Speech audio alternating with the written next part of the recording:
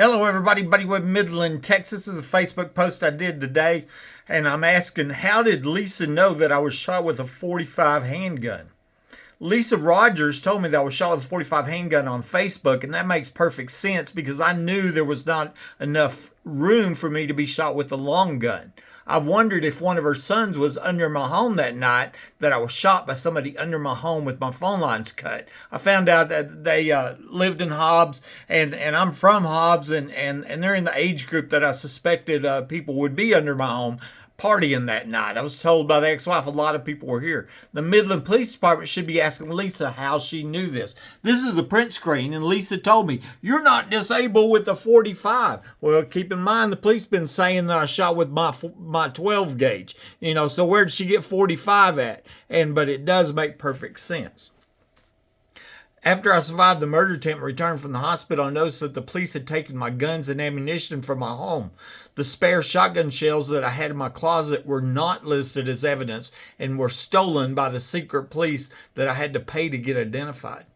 I also found that CSI Barrett conveniently left off the size of pellets when he checked in the live shells that had been found in my gun. In addition, he didn't check in an empty shell, which would have been in the chamber of my shotgun if I had shot myself, as the police were saying. That was more proof. This wasn't shoddy police work. The police knew that I hadn't been shot with my gun, and they were trying to get rid of the evidence that proved it. By a miracle of God, one of my spare shells had rolled off of my shelf and was found stuck in between my hanging clothes. This shell showed that the size of pellets that were in my gun were 2.5 sizes different than the size of pellets that were removed by the doctors. This was one more proof showing that I had been shot with my gun. That means somebody broke into my home and shot me.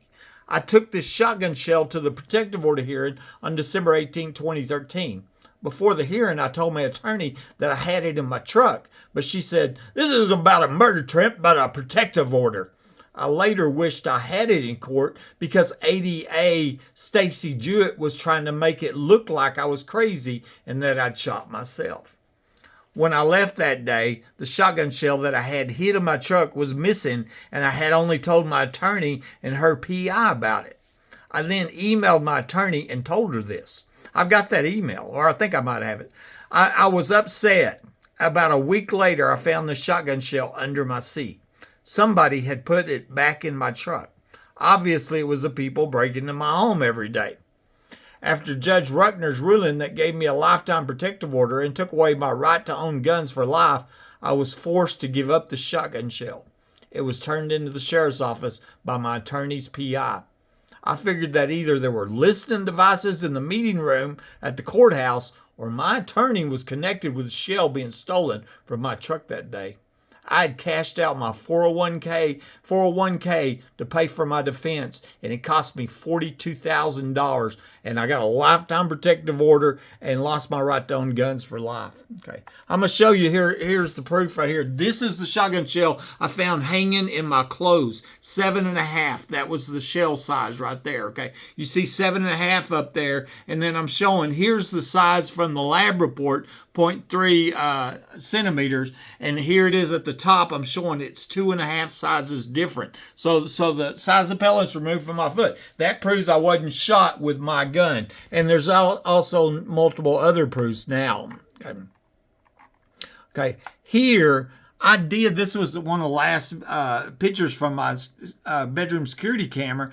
That got terminated about a minute or two after that, but it shows I had a shotgun. I had burglar alarms going off over and over and over. That was documented by the yard nurse. And then here I am in this tiny utility room. It's only 8 foot by 9 foot. It's got a washer, dryer, cabinet in there. And I'm showing that's how long that gun was. There just wasn't enough room for me to be shot in that tiny room with that 4 foot long shotgun. And I knew that, but I kept seeing these x-rays with a foot full of pellets. I couldn't figure it out.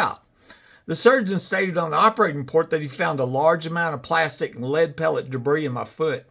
If I'd been shot with my 12 gauge shotgun as stated by the police, then there would not be a large amount of plastic in my foot. Several people told me that I wouldn't have a foot if I shot with that big gun. A shotgun shell does have a single piece of plastic in it called a wadding. It's behind the pellets. It follows the pellets out, which was removed by the ER doctor and documented on the ER report. So where did the plastic come from? I believe that I was shot with a special plastic tip pellet-filled bullet called the Glazer Safety Slug. This can be bought for a .45 handgun, which Lisa Rogers says I shot with, and the size of pellets from this ammunition do match the size of pellets removed from my foot. This way, the police could rule my murder an accident, which was very important since that would stop an investigation for capital murder. It would also add $500,000 to life insurance payout since I was paying for accidental death insurance. The ex-wife would know this since she had taken my life insurance books from my home prior to the murder attempt. I would later see x-rays online of other people that had been shot with a Glazer Safety Slug, and they had the same powdery look that my x-rays showed. I'm going to show you here. Okay, this is from the operative report, the OR report, okay?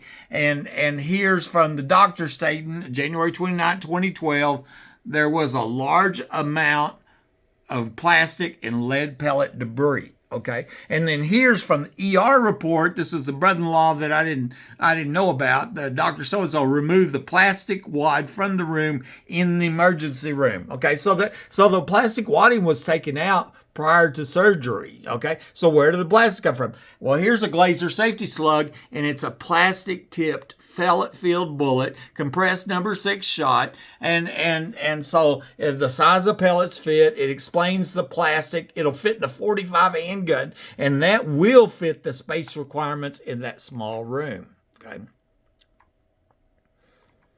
And the ER doctor, the brother-in-law that I didn't know about, stated on a report that I had a through-and-through gunshot wound that appears to be from a shotgun. That is interesting wording since I was shot with a .45 handgun loaded with the Glazer Safety Slug to make it appear that I was shot with my shotgun. It took a long time to figure this out since I was seeing x-rays with pellets in them, and I knew that I couldn't have been shot with my gun since there wasn't enough physical room in my tiny utility room. This is from the emergency room stated, the ER doctor, right ankle exhibits a through-and-through gunshot wound, which appears to have been sustained by a shotgun blast. Why wouldn't he say, he was shot with a shotgun? Why didn't he say that? He had to go on and say it appears to be from a shotgun. Okay? And I believe he knew I was shot with a special gun to make it appear that way. You know. Also, Detective Rosie Rodriguez here, and she just lied and tampered with the evidence, and perjured herself in court and everything else. But she wrote, but he did not have a right heel. Well, that ain't even true either, because when I got to the hospital, I saw I had one hole in the front, lit a hole in the back, and you know, I did have a right heel, and it was confirmed by the ER doctor. I had a through-and-through gunshot wound, and I believe the reason she said that, she was working with the doctors trying to get them to cut off my leg. That's what she's trying to get them to do. She wanted the evidence off because it proved this was a murder attempt. Okay. And here, one last one. MPD Detective Rosie Rodriguez testified to the protective order in December 18, 2013 that a tripwire was found on my shotgun, but there's no tripwire listed in evidence, and proof shows I wasn't shot with my gun. CSI Barrett stated he picked up my gun from my home, and he also didn't mention any tripwire. This was aggravated felony perjury, and a part of the reason that I got a lifetime protective order, which took away my right to own guns for life when I was the crippled crime victim and survivor of a home invasion and premeditated murder attempt. Buddy Webb, Midland, Texas.